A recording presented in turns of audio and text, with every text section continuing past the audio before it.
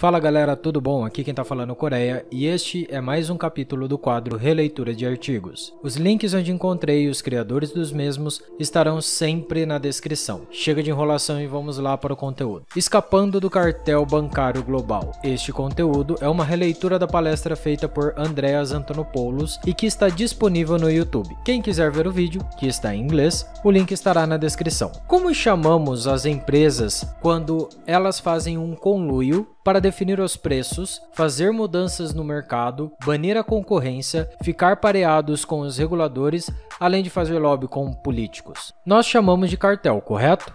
Como o cartel do petróleo, por exemplo.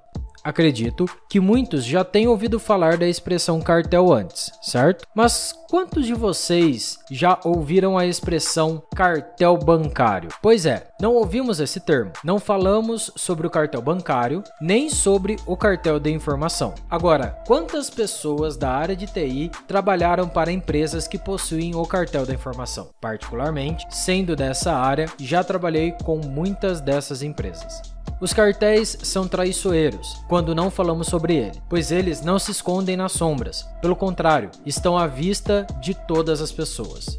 O sistema bancário, de pagamentos e de finanças são os maiores cartéis do mundo. Entretanto, ninguém os chama assim, justamente porque são os maiores do mundo. Eles detêm canais de televisão, rádio, influenciadores, políticos e, é claro, as leis. Isso faz com que escapem de muitos crimes que cometem. E quando falamos desses crimes, estamos falando de crimes na casa de bilhões de dólares que atingem milhões de pessoas. Posterior à crise de 2008, ao invés dos banqueiros americanos irem para a cadeia, eles criaram uma camada a mais para que pudessem continuar praticando seus crimes. Diversas execuções hipotecárias fraudulentas, chamadas de RoboSigner, que em tradução literal seria robôs de assinatura, foram feitas há alguns anos atrás, acabando com a vida de muitas pessoas. Para quem não conhece a história, os robôs de assinatura eram funcionários de uma empresa de manutenção de hipotecas que assinava documentos de execução hipotecária automaticamente, sem fazer qualquer tipo de revisão. Ao invés de analisar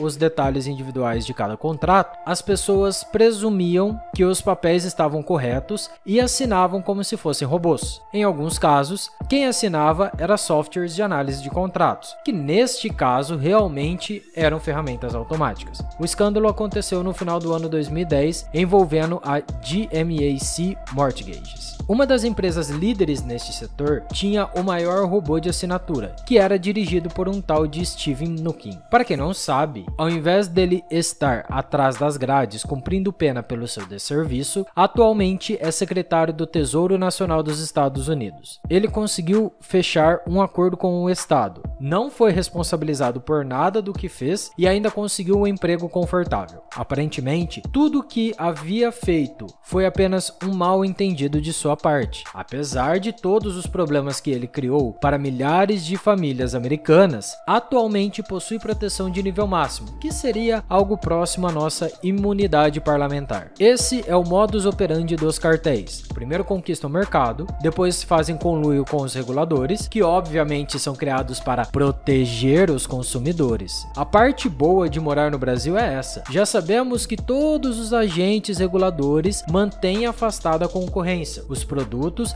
e serviços de qualidade e de menor preço, em detrimento das empresas já fixadas no setor. Algumas pessoas ainda acreditam que os reguladores, principalmente aqueles do setor bancário, são necessários para evitar coisas como lavagem de dinheiro. E isso é verdade. Se você não tiver a licença bancária, você realmente não poderá fazer nenhuma lavagem de dinheiro. Agora, se tiver a licença, quem sabe? Ah, mas se os bancos lavarem dinheiro, eles vão receber uma multa. Sim, mas normalmente o valor da multa é muito menor do que o valor que eles faturaram para lavar o dinheiro. Então, temos as agências de regulação que também estão no meio do esquema e devido a essa situação, os incentivos são fundamentalmente parasitários. E nestes casos, temos o que chamamos de capitalismo de compadrio, que em outras palavras pode ser definido como cleptocracia, que em grego quer dizer ladrão, clepto e poder. Cracia. No caso da cleptocracia, os ladrões detêm o poder, literalmente. Quando os comportamentos mais parasitas são recompensados, não existe mais competição, porque quando chegamos a esse estágio, ela já é indiferente. Quando chegamos nesse estágio, o que conta é como podemos aumentar a bitola do cano para conseguir dragar mais dinheiro da economia. O sistema bancário estabelece esse cano no fluxo de dinheiro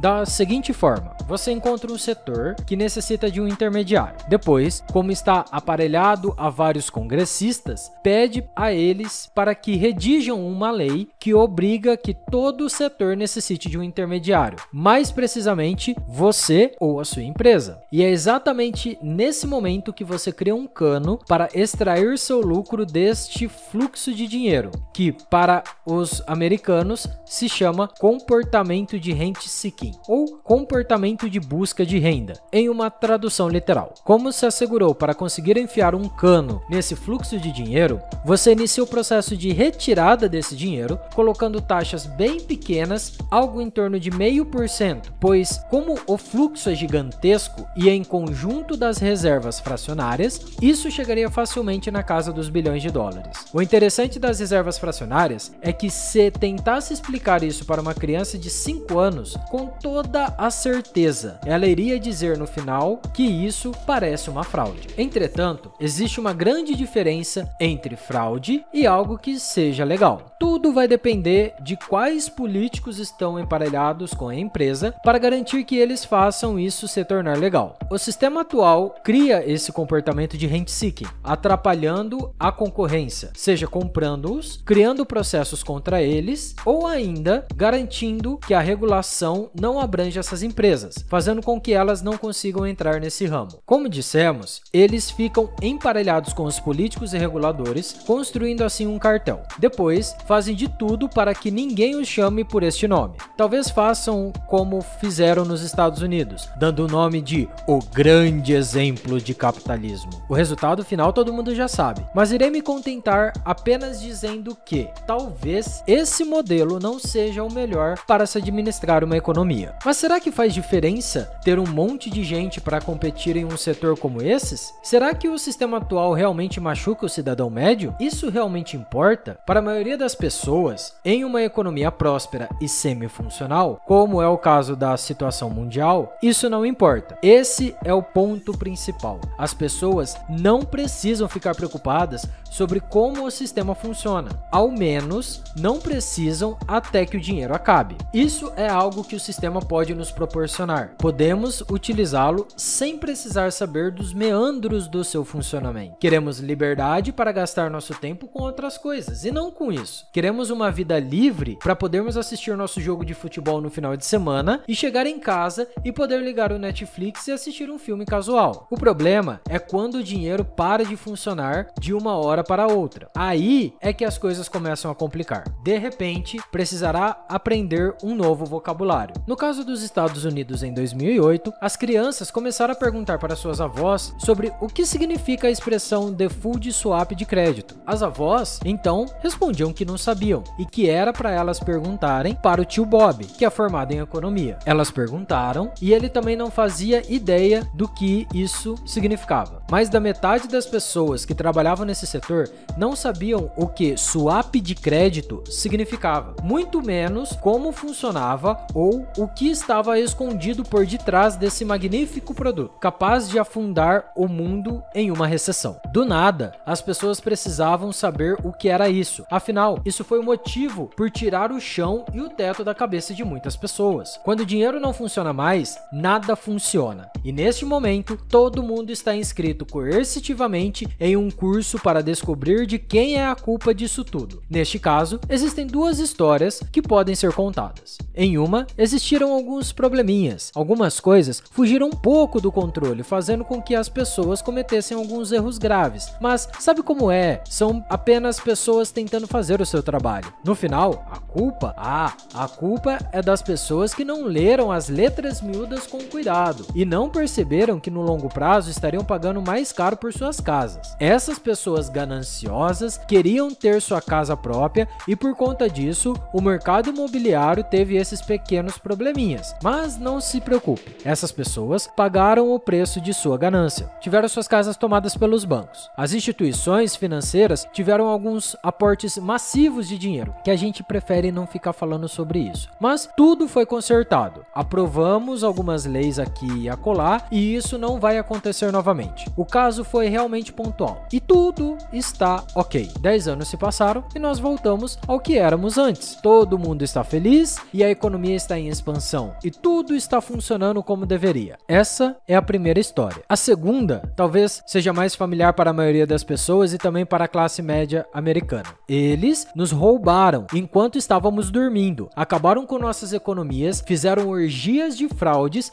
e sabiam muito bem o que estavam fazendo, já que existem milhares de evidências que qualquer advogado com uma competência mediana poderia utilizar esses argumentos para desvendar todo o problema e mandar pelo menos 1.000 pessoas para a prisão por pelo menos 25 anos. Essa segunda história, logicamente, foi ignorada, porque a sociedade e o Estado precisavam salvar a economia. Afinal, se não fizessem isso, o colapso do mesmo iria sufocar todas as pessoas. Os quantitative easing despejaram trilhões de dólares em uma orgia em busca da liquidez dos bancos, que ao invés de ser utilizado para estimular a economia, estão inflando uma bolha gigante no setor imobiliário, acionário, no setor de títulos, de empréstimos estudantis e até mesmo no mercado subprime de seguros de automóveis, além de outros setores da economia. Enquanto fazem isso, garantem que os policiais espanquem todas as pessoas que tiverem a audácia de protestar em Wall Street. Como isso não funcionou, criminalizaram os protestos. Os bancos não apenas acabaram com a economia, mas também estupraram o Estado de Direito dos Estados Unidos, destruindo o sistema de justiça para que pudessem escapar imunes. Mais de uma década depois,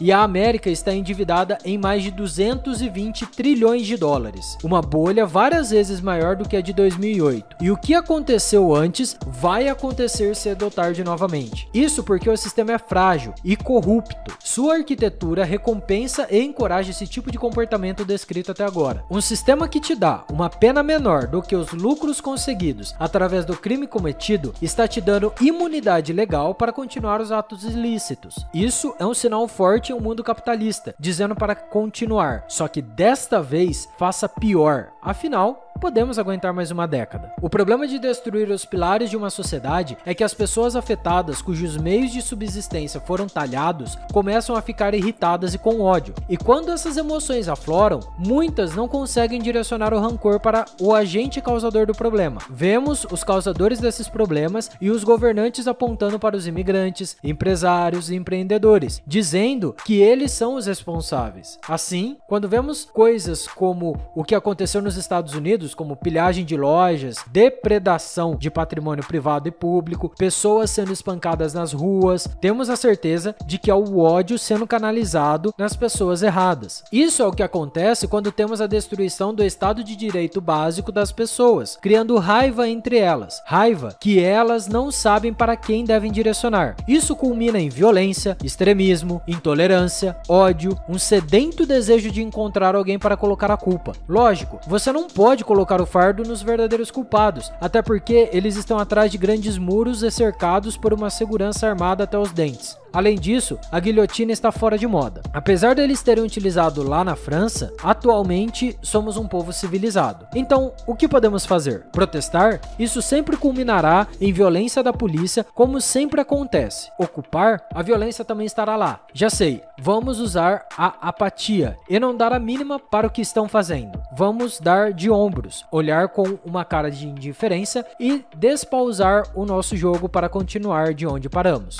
Isso também demonstrou não ser uma boa estratégia. Tentar se eleger e ficar próximo das pessoas para então sair da classe média? Olha, existe um tsunami de coisas ruins vindo para cima de você, e ele é muito mais rápido do que pode imaginar. Então, até conseguir chegar nesse patamar, ele terá te engolido, fazendo com que essa opção também não seja válida. Já que nada disso funciona, o que podemos fazer? Antes de mais nada, é preciso identificar o motivo pelo qual isso continua acontecendo. Utilizando uma perspectiva perspectiva da tecnologia, a arquitetura do sistema é o ponto principal do problema. Uma arquitetura fortemente centralizada e hierárquica é a responsável por tudo isso. O comportamento parasitário é recompensado devido aos fluxos centralizados de dinheiro que pouquíssimas pessoas podem ter acesso. Para entender aquilo que estamos falando, vamos imaginar um comércio tradicional. Quando você vai ao centro da cidade, onde você negocia, conversa e interage, o sistema utilizado é o ponto a ponto, ou seja, não existe um intermediário entre você e o dono da loja. Porém, quando faz o pagamento,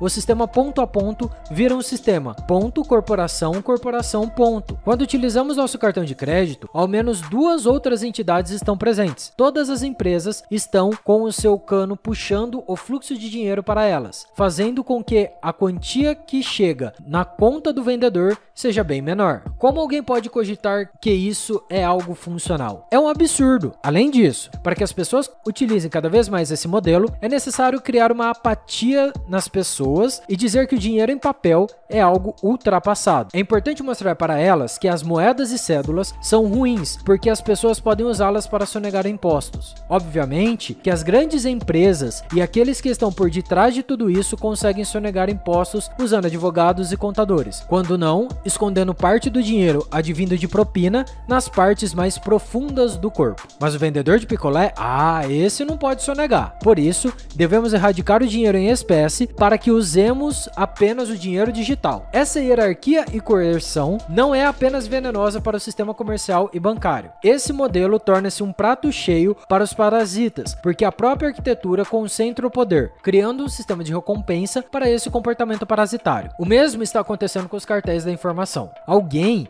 em algum momento, pensou: vamos pegar a identidade de todas as pessoas e colocar em um grande caldeirão, deixando Mark Zuckerberg mexendo tudo no fogo. E, opa, nós cagamos todo o nosso sistema eleitoral. Mas não se preocupem, ao menos temos vídeo de gatinhos fofinhos. Acabamos com a democracia, mas olha só que vídeo bonitinho. Os cartéis da informação de pagamento do sistema eleitoral são todos centralizados e hierárquicos. Temos a nossa urna eletrônica, onde as pessoas podem concorrer e fraudar a própria eleição de uma única vez. Essas urnas eletrônicas são eficazes, pois tornam o processo de contagem de votos de maneira rápida e totalmente incorreta, garantindo antes de tudo a incapacidade de qualquer tipo de recontagem. Muito mais eficaz do que o processo de contagem de votos usando papel, que pode demorar 3 dias, mas garante uma contagem correta. Temos comodidade. Podemos digitar o número dos nossos candidatos, mas o sistema muda o voto para qualquer outra opção, e ainda é totalmente instantâneo que nem chegamos a perceber. Assim, a democracia vai morrendo aos poucos. Os americanos possuem liberdade de ignorar todos os efeitos colaterais negativos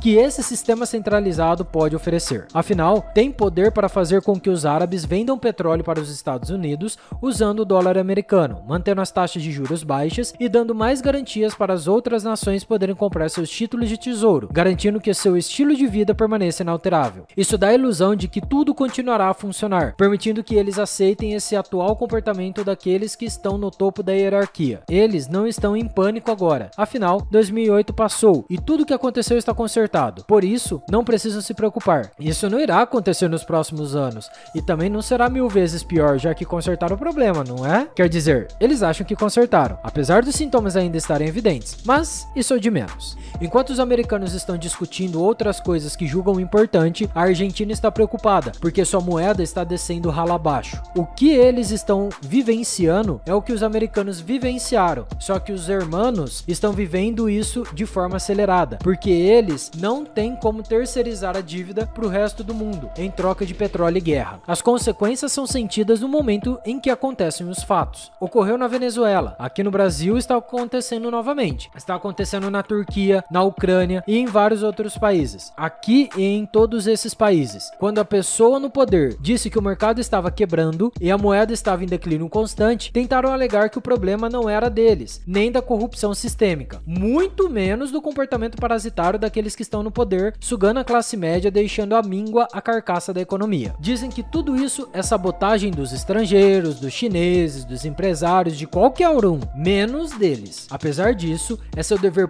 patriótico usar a moeda do país, e também é o seu dever jamais sair desse local. Obviamente, os refugiados não são patriotas, mas nesse caso, eles não tinham outra saída, não é mesmo? Até o ano de 2008, realmente não tinha tinha muito o que a gente pudesse fazer. Tirar o dinheiro da conta, colocar debaixo do colchão, comprar barras de ouro e prata para guardar em casa, ainda assim é fácil para o governo se apropriar do seu patrimônio. Podem confiscar seu ouro, invadir sua casa, roubar seu patrimônio. Se for pego trocando real por uma moeda mais forte, é um alvo fácil para os bandidos e ladrões autônomos. Países como o Brasil e seus vizinhos podem facilmente fazer de reféns toda a população através da hiperinflação. Mas em 2008, algo aconteceu. O Bitcoin surgiu. Pela primeira vez em toda a história, tivemos uma opção, uma moeda totalmente apartada do governo. Uma moeda que não pode ser facilmente confiscada, que é transmitida para outro país em questão de minutos muito facilmente, que pode ser utilizada como um bote salva-vidas por pessoas que não podem sair fisicamente do país em que vivem. Essas pessoas podem viver no país onde estão e simplesmente sair virtualmente da economia, criando uma microeconomia paralela na comunidade, que se torna conectada a outros pequenos botes salva-vidas, garantindo uma continuidade da vida pós-crise. Ninguém precisa afundar junto com o barco do Estado e seus patriotas. Isso está acontecendo na Venezuela, na Argentina, na Turquia. Antes desses lugares, o Chipre estava passando por isso, além de outros locais. As pessoas estão aprendendo que existem outras opções além de se afundar na lama com o Estado. É óbvio que atualmente as pessoas ainda não conseguem fazer isso em grande escala. Requer um nível de alfabetização, entendimento sobre o assunto, confiança tecnológica que ainda não está presente no cidadão médio. Mas pense o que irá acontecer daqui a alguns anos quando algum ditador decidir ter como refém uma economia inteira e 1/4 da população disser: ok, tchau, eu estou saindo dessa economia com o meu dinheiro. Retirar o dinheiro da economia colocando isso no Bitcoin não é um investimento, como vemos no Brasil, onde as pessoas dizem: vamos comprar Bitcoin, como se fosse algum tipo de ação de uma empresa. Vamos comprar na baixa e vender na alta e ficar rico do dia para a noite. O ato de sair da economia padrão quer dizer outra coisa. Pegarei o meu capital produtivo, meu trabalho, minha vida, meus serviços, meus produtos, irei disponibilizá-los para uma outra moeda. Estou entrando em uma nova economia, negociando com outras pessoas que estão alinhadas a esse pensamento. Irei retirar minha participação, minha colaboração desse sistema falido. Com base nisso, essa tecnologia pode não mudar o mundo, mas irá mudar minha vida. É isso o que estamos falando aqui. Você ouve o termo criptomoedas ou o termo blockchains abertas e as pessoas irão dizer algo relacionado à descentralização. Para grande parte dessas pessoas, essa palavra não quer dizer absolutamente nada. É uma palavra sem qualquer tipo de valor por detrás. Não tem impacto nas suas vidas. Por isso, vamos decifrar o que significa essa palavra chamada descentralização. A descentralização significa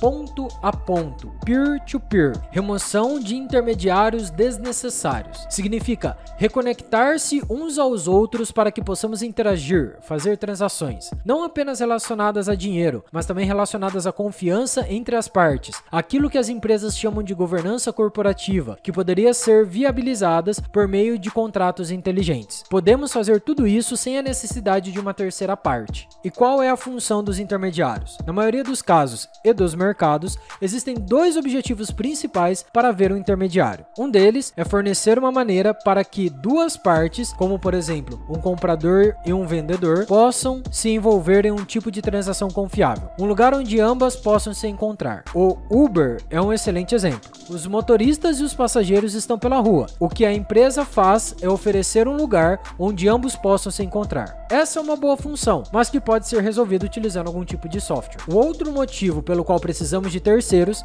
é a confiança. Não podemos confiar em qualquer motorista, a menos que haja alguma forma de validar sua confiabilidade, utilizando algum tipo de revisão ou feedback de experiências anteriores. O motorista também não pode confiar que os passageiros irão pagar. A confiança até o ano de 2009 era uma função que normalmente era desempenhada por intermediários coligados com os poderosos. Afinal, as pessoas confiavam em um intermediário porque ele supervisiona outro intermediário, que supervisiona outro intermediário e assim sucessivamente, até chegar em uma influência dentro do consentimento dos governantes. Porém, na prática, isso não é o que acontece. O intermediário se torna poderoso, o suficiente para começar a comprar outros intermediários ao redor e acima deles que não têm tanta influência assim com os governantes e reguladores. Eles se tornam cada vez maiores, sugando sugando e extraindo cada vez mais dinheiro do sistema. Isso significa que não existe mais esse negócio de ponto a ponto, peer-to-peer no modelo atual. Agora, tudo é baseado no peer-to-corporation, to-corporation-to-peer. Apesar disso, tem muitas pessoas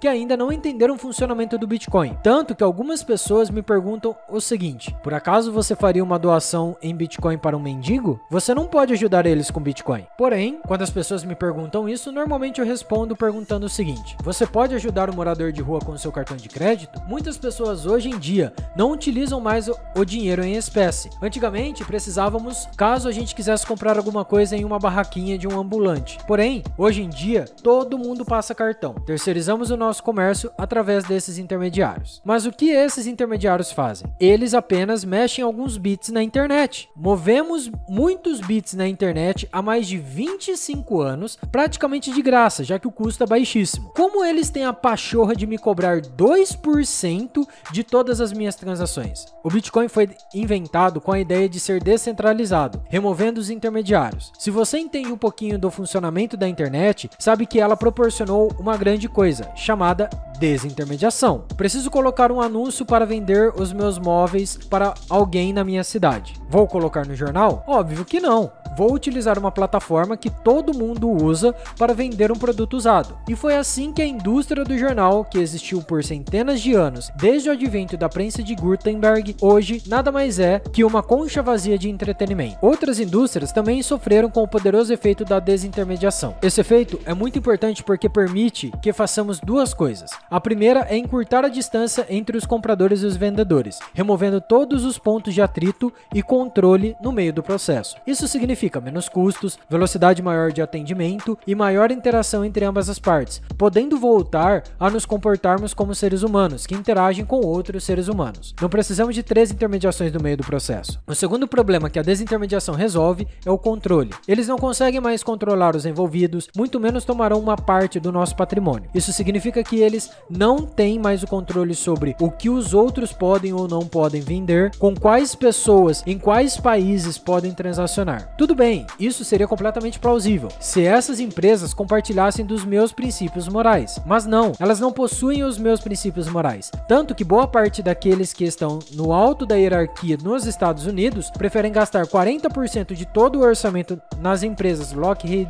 Martin e General Dynamics para bombardear outras pessoas do outro lado do mundo, e além disso, acreditam que é errado eu ajudar com dinheiro os envolvidos com o Wikileaks. Ajudar as pessoas a ter mais transparência nos gastos e ações do governo é errado, mas bombardear pessoas inocentes do outro lado do mundo é totalmente certo. O grande problema é que todas as plataformas se tornaram intermediárias. O efeito colateral não é apenas o custo de 2 a 5% cobrado, é a erosão da democracia, a destruição de todas as outras instituições na qual as pessoas tinham o controle. Não temos mais escolha, não temos mais voz. O que nos resta quando nos é negado a voz e a escolha? Sair. Podemos fazer de maneira difícil, colocando várias pessoas em um bote atravessando o mar em meio a uma crise ocasionada pelo homem, ou sair de um modo um pouco mais fácil, permanecendo fisicamente e saindo apenas do sistema parasitário centralizado, optando por usar plataformas descentralizadas para comprar e vender produtos e serviços. Antigamente, a confiança era uma função daqueles do topo da hierarquia. Hoje, isso não é mais verdade. A confiança é um protocolo. Quando temos a tecnologia e suas ferramentas para converter instituições confiáveis em um protocolo ponto a ponto, retiramos o controle dessas organizações, removemos eles do meio das nossas transações, diminuímos os fluxos, e é exatamente por isso que digo, se quiser acabar com o parasita, mate-o de fome primeiro. É por isso que a descentralização é importantíssima. Quando falamos com as pessoas da Argentina, Grécia, Chipre e demais lugares do mundo, essas pessoas entendem do que estamos falando. Uma única geração já viu 2 ou 3 vezes o que acontece quando o dinheiro acaba, quando as instituições são corrompidas,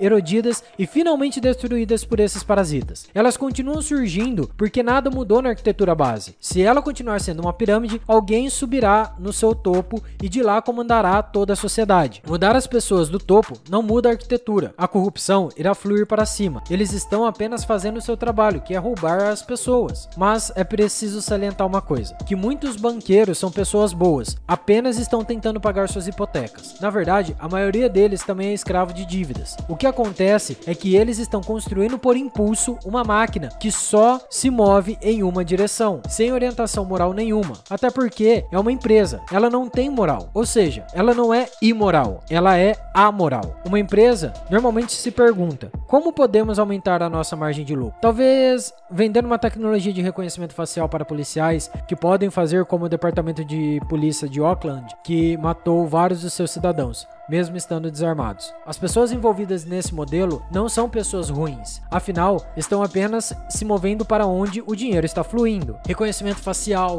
vigilância, taser, sprays de pimenta, drones bombardeiros, apenas estão vendo aquilo que dá dinheiro. Você não pode simplesmente chegar para uma empresa e dizer: que coisa feia, Amazon. Seja uma empresa melhor, seja correta, seja moral. Você não pode fazer isso sem antes mudar a arquitetura. O motivo pelo qual essas empresas continuam cometendo esses crimes é devido à centralização. Elas criaram conveniência de um clique, o compartilhamento de perfis e todas as microviolações de privacidade. Elas construíram um enorme cartel de informações que entrega bilhões de dólares, que permite que continuem centralizadas e se tornem parasitas. Apesar de estarem mais boazinhas agora, isso não resolveu no longo prazo. Precisamos olhar a mensagem que o Bitcoin está trazendo para nós. A razão pela qual ele é uma resistência muito forte, que diz: não precisamos da sua permissão, da sua regulamentação, da sua arquitetura piramidal. A nossa arquitetura é de ponto a ponto, simples e descentralizada. As inovações estão no limite da tecnologia. Não precisam de permissão e fazem parte da experiência de todos. Essa é uma arquitetura que queremos, ponto a ponto. É importante para o dinheiro, para a governança corporativa, para as legislações e para a votação. Mas primeiro e mais importante, temos que matar os parasitas de fome. A primeira coisa que precisamos quebrar é o cartel do dinheiro. Fazemos isso saindo do sistema, usando um dinheiro de ponta a ponta. Obrigado. E assim terminamos nosso artigo de hoje. Lembre-se que o link para o vídeo estará aqui na descrição. Qualquer dúvida, deixe seu comentário aqui embaixo, caso esteja no YouTube. Ou, caso esteja ouvindo nosso podcast, entre em contato conosco pelo Instagram, @coreia com K. Tudo junto. Até o próximo capítulo e tchau!